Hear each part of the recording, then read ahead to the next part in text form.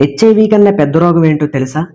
మన ముందు లేని వ్యక్తి గురించి నెగిటివ్గా మాట్లాడడం, వాళ్ళ మీద జోక్స్ వేయడం. ఈ మధ్య కాలంలో ఇది చాలా పెరిగిపోయింది.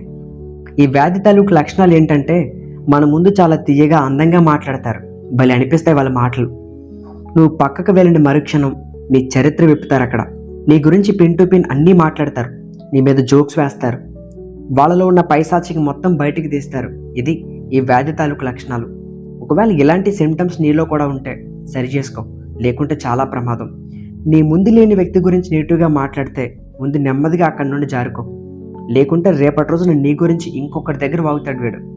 ఇలాంటి టాక్సిక్ పీపుల్కి దూరంగా ఉండడం చాలా మంచిది. కుదిరితే వాళ్ళ గురించి పాజిటివ్గా మాట్లాడదాం, లేకుంటే నోరు మూసుకొని ఉందాం. అంతేగాని లేని వ్యక్తి గురించి మాత్రం ఏది పడితే అది మాట్లాడొద్దు. ఈ జబ్బు ఒక మత్తు లాంటిది, తెలియకుండానే మెల్లగా బుర్రకెక్కేస్తుంది, ఇంకో 10 మందికి అంటేస్తుంది, వాళ్ళని కూడా నాశనం చేస్తుంది మానసికంగా. ఇప్పటికే ఈ జబ్బుతో చాలామంది ఆనందపడుతున్నారు. ఆరోగ్యం దేహానికి మాత్రమే కాదు, గుర్తుపెట్టుకో, మన మెదడు కూడా చాలా అవసరం.